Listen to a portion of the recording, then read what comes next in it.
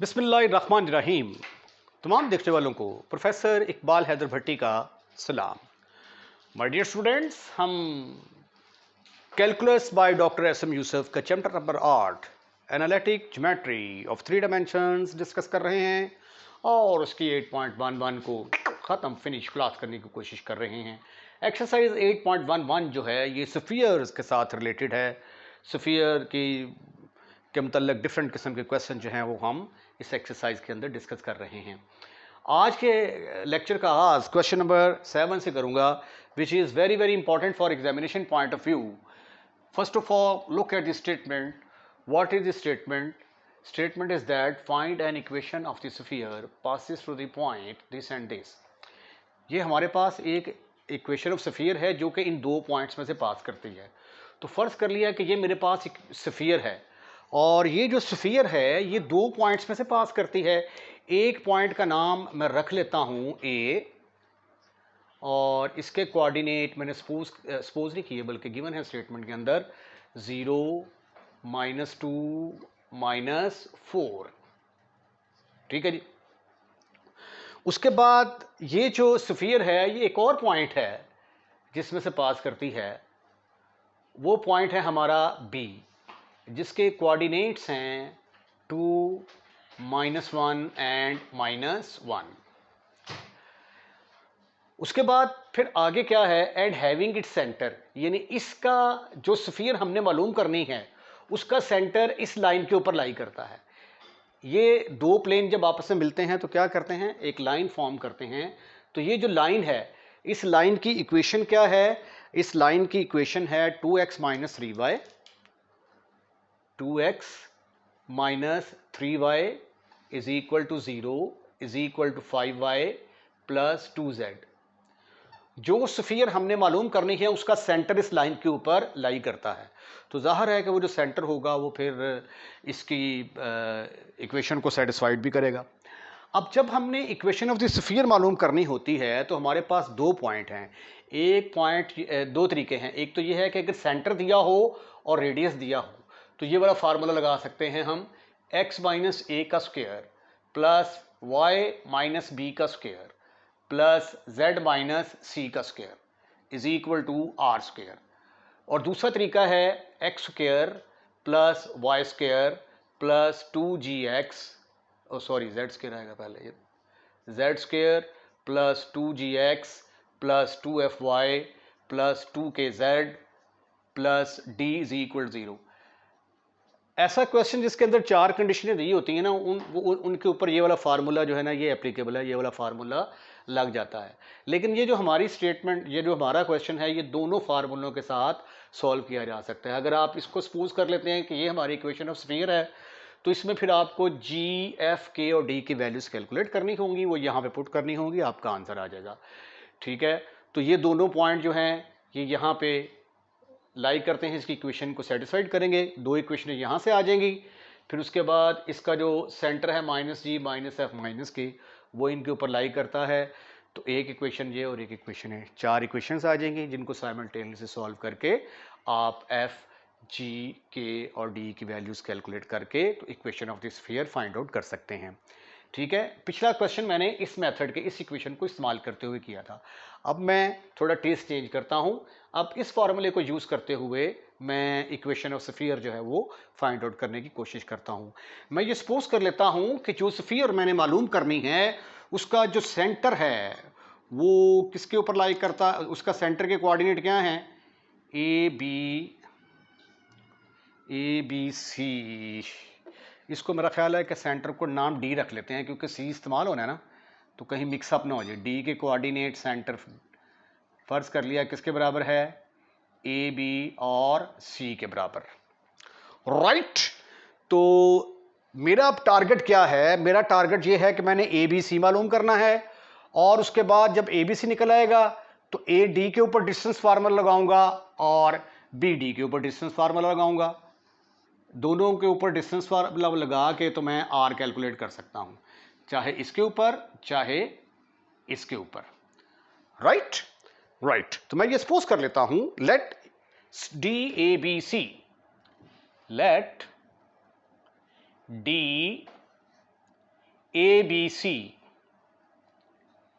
is the center of the sphere.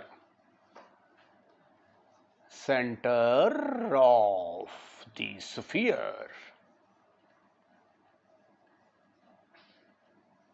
यहां पे C मैंने इसलिए नहीं रखा क्योंकि ये C फिर मिक्सअप हो जाते हैं ना, ठीक है। The sphere passes through the point. The sphere passes through the point. Through the point. Point हैगे जी साढ़े एक पॉइंट हैगा ए जिहदे कोआर्डिनेट हैगे आ 0 -2 -4 और दूजा पॉइंट जिहड़ा सानूं दिता होया वो हैगा 2 -1 और -1। ठीक हो गया जी। ये दो पॉइंट हैं जो कि स्फीयर के ऊपर लाई करते हैं।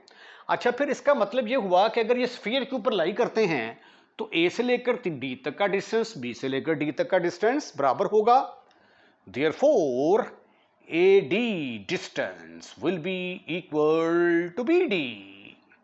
Right? Right. अब AD कैसे कैलकुलेट करते हैं? एक पॉइंट ये है, एक पॉइंट ये है, इनके ऊपर हम लगाएंगे डिस्टेंस फार्मूला। डिस्टेंस फार्मूला लगा के तो इसको सिंप्लीफाई करने की कोशिश करते हैं। तो डिस्टेंस फार्मूला लगाइए जरा, तो ये आ जाएगा a - 0 का स्क्वायर प्लस b -2 तो +2 हो जाएगा, p + 2 का स्क्वायर प्लस c -4 है तो +4 का स्क्वायर इज इक्वल टू, ऊपर स्क्वायर रूट आ गया। इसी तरह BD के ऊपर डिस्टेंस फार्मूला लगाएंगे तो ये आ जाएगा a - 2 का स्क्वायर प्लस b + 1 का स्क्वायर प्लस c + 1 का स्क्वायर होल का स्क्वायर रूट। अब यहां से हम इसको सॉल्व करेंगे तो हमारे पास एक इक्वेशन आने वाली है, right. Squaring both side, squaring both sides, what you will get, ये आ जाएगा a square plus b square plus 4b + 4 plus c square plus 8c plus 16 is equal to, ये मैंने स्क्वायर ले लिया और स्क्वायर को इनको खोल भी दिया मैंने, a square -4a + 4 plus b square plus 2b plus 1 plus c square plus 2c plus 1। Okay okay sweetie and cutie boy, एक बात नोट करने वाली है यहाँ पे कि ये देखें a square b square c square, ये a square b square c square के साथ खत्म, फिनिश, खल्लास। आपके पास क्या आया? आपके पास आ गया, इस 4a को उठा कर ले आए, इधर आके बन गया ये +4a, ये आ गया 4b और ये है 2b, इधर आके क्या बन गया -2b, ये आ गया 8c और ये है हमारे पास 2c, इधर आके बन गया -2c और 16 और 4 20 में से माइनस कर दिए मैंने 4 और 1 5, 5 और 1 6 इज इक्वल टू 0। मेरे पास जो इक्वेशन आ गई आफ्टर सिंप्लीफिकेशन वो किसके बराबर होगी? 4a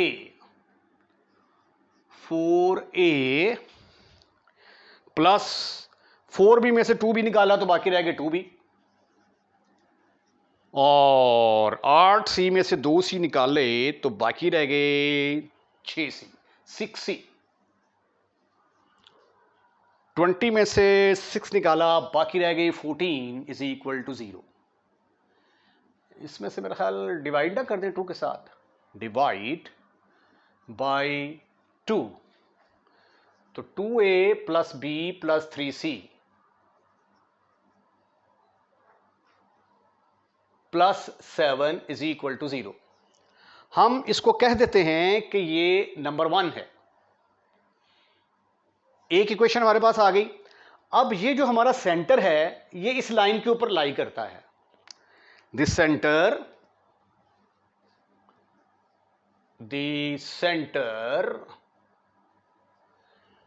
सेंटर किसके बराबर है? D A B C. The centre lies on 2x minus 3y is equal to 0 और 5y plus 2z is equal to 0। तो फिर ये वाला जो पॉइंट है डी ए बी सी, ये इन दोनों इक्वेशंस को सेटिस्फाइड करेगा। तो ये आ जाएगा 2a minus 3b is equal to 0। ये आ गया 5b plus 2c is equal to 0। अब इसको हम कह देते हैं कि ये है नंबर 2 और ये है नंबर 3। अब इन तीनों इक्वेशनों को आपस में हमने हल करना है।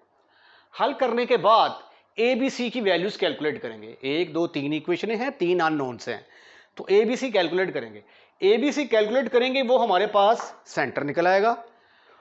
जब सेंटर निकल आएगा तो इसके ऊपर डिस्टेंस फार्मूला लगाएंगे तो वो हमारे पास रेडियस निकल आएगा। और जब हमारे पास रेडियस भी निकल आएगा, सेंटर भी निकल आएगा, तो इक्वेशन ऑफ द स्फीयर निकालना नो प्रॉब्लम फॉर अस। ठीक है जी, आइए इसको सॉल्व करने की कोशिश करते हैं। हम ऐसा करते हैं कि ये देखें, इस इक्वेशन के अंदर है ए बी, इसके अंदर है बी सी। तो अगर मैं इन दोनों इक्वेशनों में से सी को ख़त्म कर दूं तो मेरे पास एक ऐसी इक्वेशन आ जाएगी जिसके अंदर ए और बी होगा।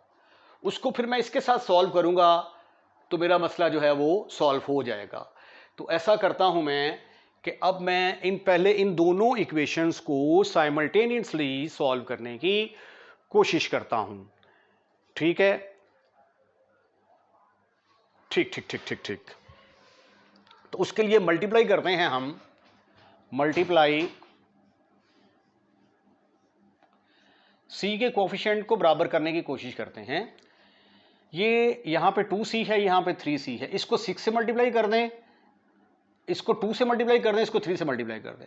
Multiply 1 by 2 and 3 by 3।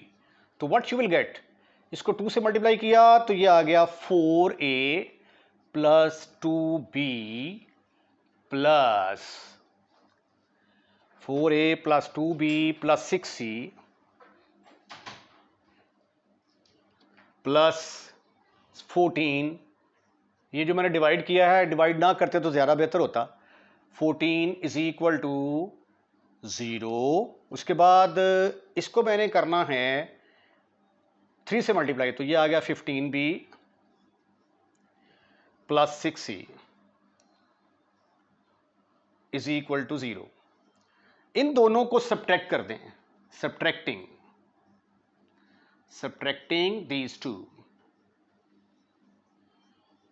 these two, इन दोनों को सब्ट्रैक्ट कर दें तो ये आ जाएगा 4a माइनस 13b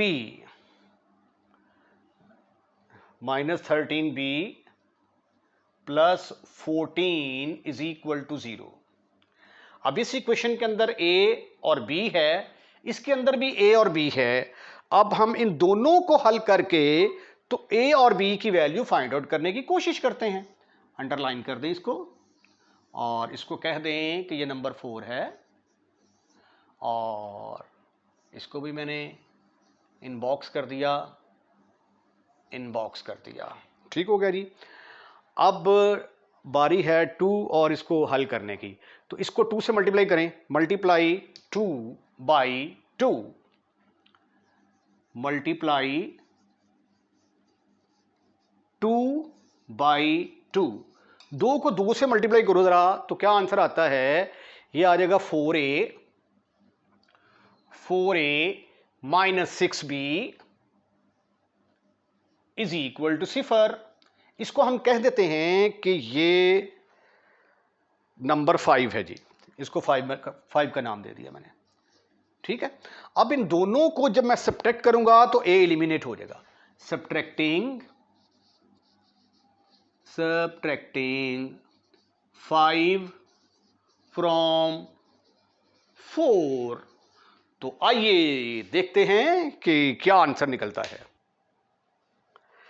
अच्छा, अब जब सब्ट्रैक्ट करेंगे तो 4a के साथ खत्म, फिनिश, खलास। ये आ गया 13 प्लस ये प्लस हो जाएगा ना, तो 13 में से 6 गए, बाकी रह गए 7, -7b आ जाएगा। -7b is equal to -7b plus 14 is equal to 0। तो -7b किसके बराबर आ गया? -14। तो b की वैल्यू किसके बराबर निकल आई? 2 के बराबर। तो इतनी स्ट्रगल के बाद हम सिर्फ और सिर्फ b कैलकुलेट करने में कामयाब हुए हैं। अब ये जो b की वैल्यू आई है, इसको उठाकर अगर हम पुट करते हैं 2 में तो हमें a मिलेगा, 3 में पुट करते हैं तो c मिलेगा। पुट इन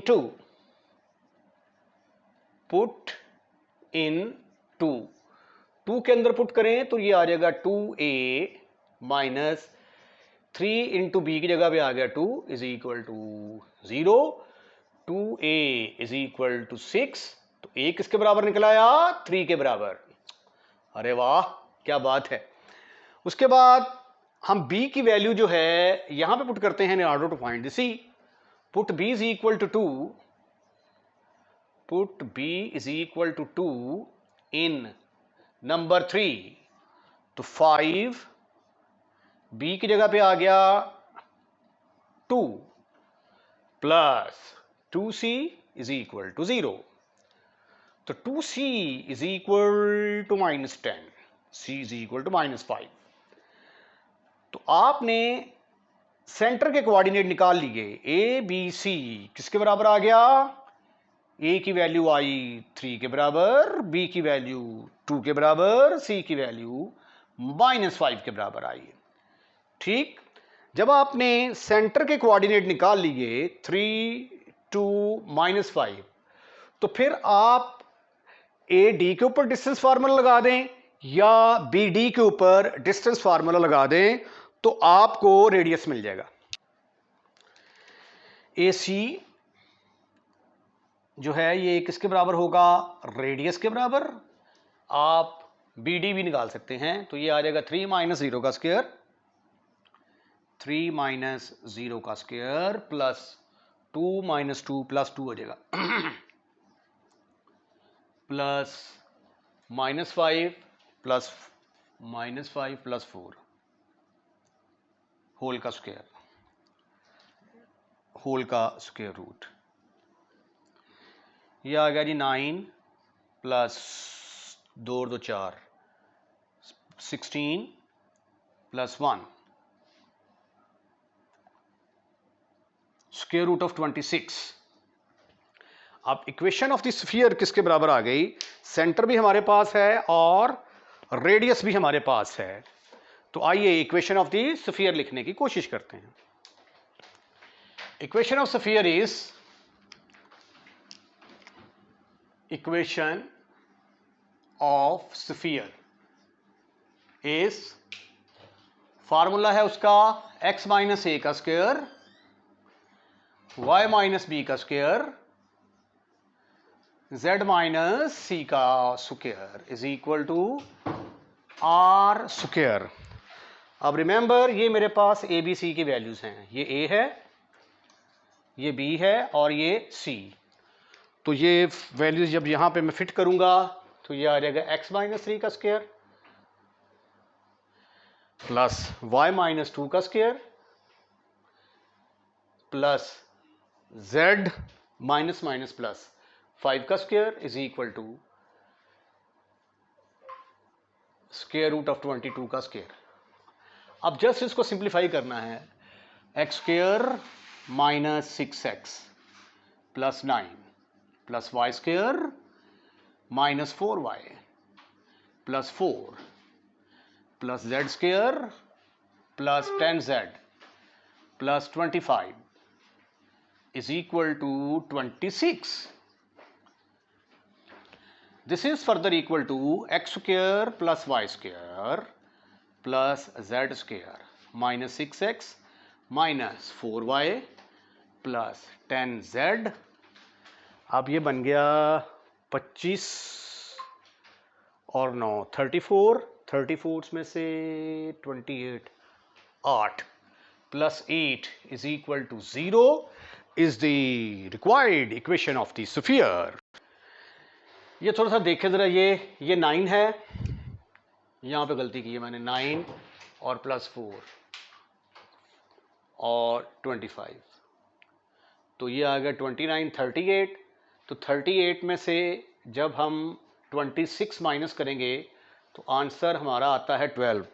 तो यहाँ पे 8 के बजाय क्या आएगा, 12 आएगा। ठीक है जी, इसके साथ ही आज का लेक्चर ख़त्म, फिनिश, खल्लास। अगर आपको लेक्चर पसंद आया है तो इसको लाइक करें और लाइक करने के बाद दोस्तों में शेयर करना मत भूलिएगा।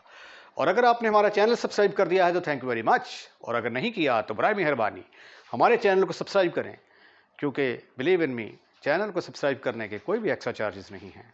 अपना ख्याल रखिएगा, अगली वीडियो का इंतज़ार कीजिएगा। अल्लाह हाफिज़।